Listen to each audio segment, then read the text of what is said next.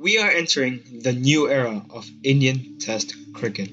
Following our Border Gavaskar Series loss that cost us our World Test Championship final spot and the unexpected retirement of Rohit Sharma, the Indian management will be looking on to build a team for future by transitioning swiftly. And it seems like to lead the team, they're going to choose Shubman Gill.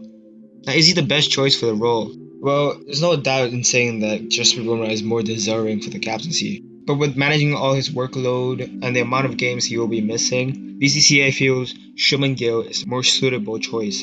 And they're not wrong, it's justifiable. He's young, he's aggressive, shows passion, he's learning from Ashwin, and his franchise Gujarat Titans are currently at the top of the table. He is showing potential with the captaincy. Aside from that, reportedly Virat Kohli is also looking to hang up his boots in Test cricket. This will be big impact not only on the team but also on the sport.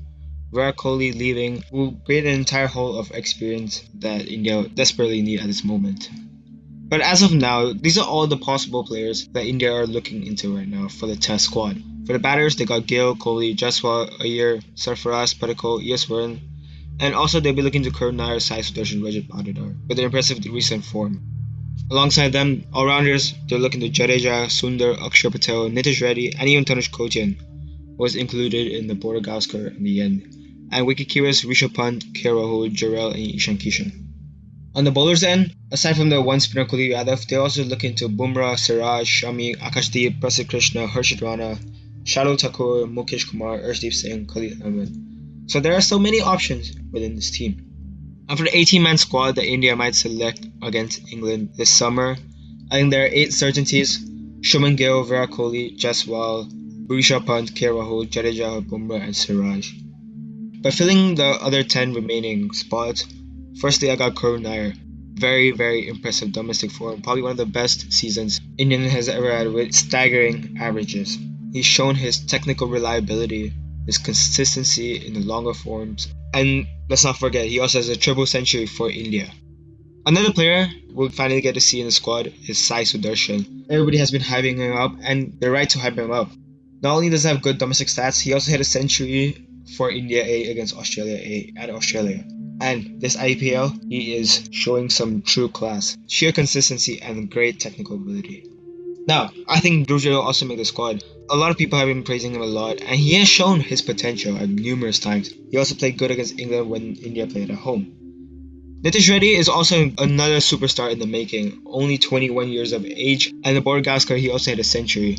And an asset he provides is a 4-team option which India has desperately needed since Hardik Pandya. I think Washington Sundar is a no-brainer. He is a very reliable all-rounder with the bat, with the ball, technically solid, and he's also seen as long-term replacement for Ashwin, providing the off-spin that will get the wickets of left-handers. Mohammad Shami should also be making the squad, but there were doubts whether India would want to manage his workload. He is coming back of a long injury and playing in the test format after a very long time. But nonetheless, he is a master of seam. He'll be perfect for his pitches, and he also has a few 50s with the bat in England. Prasidh Krishna is also one in incredible form. IPL right now, 20 wickets in just 11 games, and he has been viewed as a long-term place for Ishan Sharma. He provides a different aspect to the game which many bowlers cannot. Akashdeep is also one, provides really good seam, and he's also played a fair few matches for India and has shown some potential. For the last fast bowler, Ashwin will also make the squad. He has been pushed a lot since the arrival of Gautam Gambhir, and he has shown a lot of promise in the Border Gavaskar series. Certainly, he will need to improve on his consistency and his experience, but the potential is there.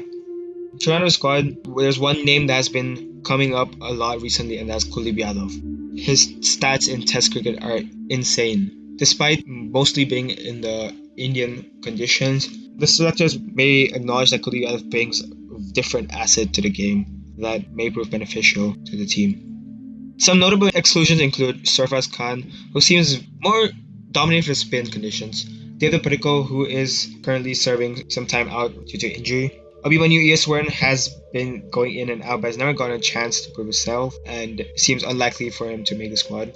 Shreyas Iyer, despite his recent great form, it'll be hard to find his way back into the lineup.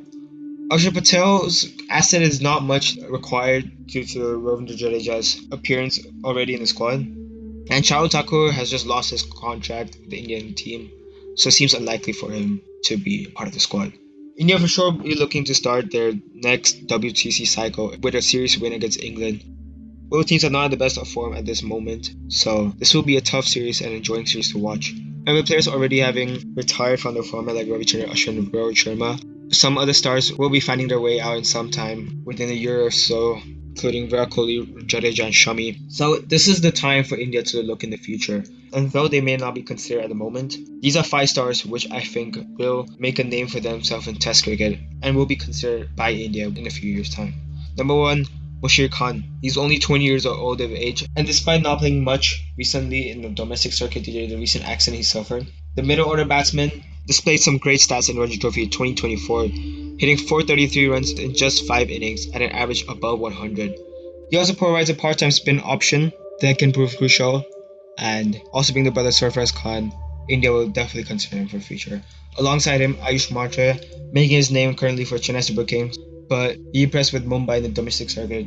At only age 17, this top order batsman hit 471 in 14 innings with multiple centuries to his name already. But there's also a more known player I've included, and that's Tilak Burma, a middle order batsman, composed, versatile, also left arm. I believe he is an all format player in the making, and India should be using his services.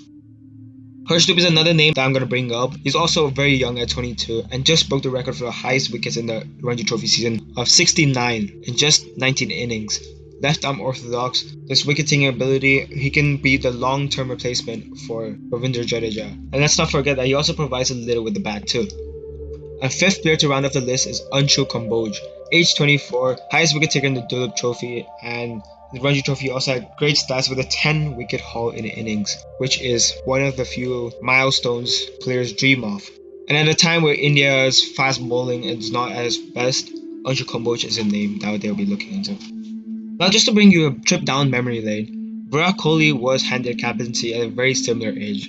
He was handling a very young team, and he became one of the greatest captains in the format. And it's only right to believe that Shubman Gill can do similar things. He is given a similar opportunity. He is following the footsteps of Kohli in terms of his character, in terms of his skills, and I think as a fan, it's time to back his leadership skills. I want you to comment down below, what does the future hold of India in Test cricket? Like always, thank you for watching K Entertainment. Don't forget to subscribe and like this video. We'll see you next time.